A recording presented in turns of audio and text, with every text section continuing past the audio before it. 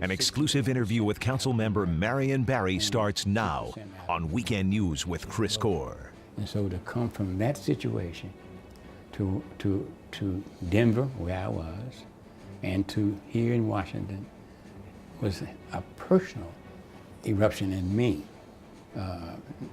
to see that happen.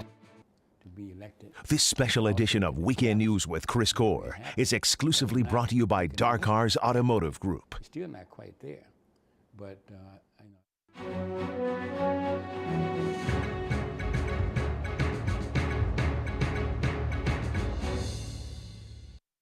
Marion Barry is one of the most interesting and intriguing characters in the history of Washington, D.C. Recently, I had an opportunity to sit down with him, just him and me, in his office to talk about his life and his legacy.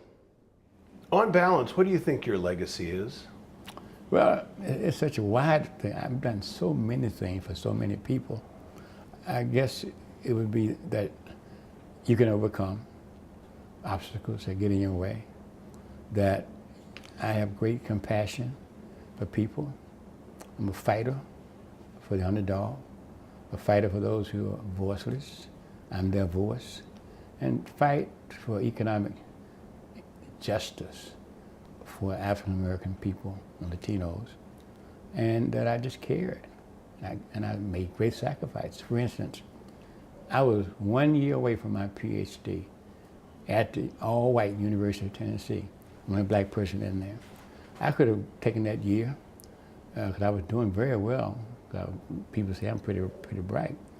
But I decided to stop the University of Tennessee and go into the civil rights movement and continue in it and full time.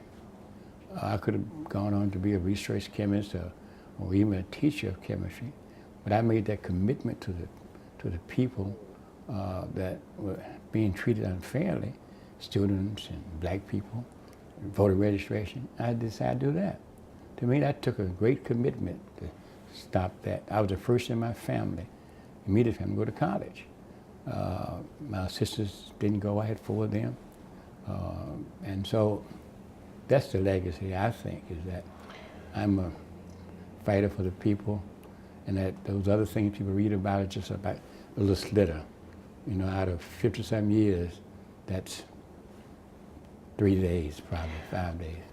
What would you say that in your long career is your, and this will be hard for you to do because there are a lot, but what would you say is your #1 accomplishment and your #1 failure? Oh, there's so many. I mean, I would take you about 4 or 5 hours, seriously. But pick one, pick a good one. There's not one. I came to Washington in 1965. Again, I could have gone to South and worked in the civil rights movement, or I could have just not been involved.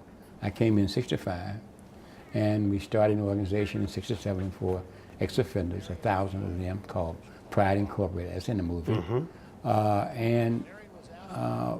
We moved into the school board and did a lot of great things for education, because back in the day, our school system was a good education system. Now it's not very much that's going on. It's very test scores between whites and black students are that wide apart. And so I guess if I had to look at several things, one would be the rebuilding of downtown. Well, I would, if I might add, that would be my #1 accomplishment for you. I voted for you in 1978, both in the primary and, which you were not, as the documentary points out, you were not supposed to win. You were the underdog in that primary, and you won. And I voted for you for mayor. And I would say your #1 accomplishment is that you forged a relationship with Oliver Carr, the developer, and where we sit here on Pennsylvania Avenue, a lot of this glitter that is now Pennsylvania Avenue is attributable to what you did. Not just Pennsylvania Avenue, the whole downtown, K Street, new convention center. I was responsible for that, Verizon Center. But what's missing to some extent is what I did in the neighborhoods, like the Reeves Center, and on 8th Street Northeast, and in Southeast at 2100. That was just part of it. I guess I'm best known as the author and the father of the summer job program, the best in the country. Over 150,000 young people have gone through that program. I meet them every day. You know, some of them are police officers, some of them are teachers, some of them are ministers. They all kind of vocations. Say, I got my first job in the summer job program. This is the whole question of uplifting the spirit of the people who had been downtrodden in Washington all this time. Then the economic picture. We went from 3% contracts to African Americans, Latinos, to 47%. So I believe that politicians, elected officials, have a responsibility to be elected, but to also look at the gaps in what's been happening. That was not economic equity.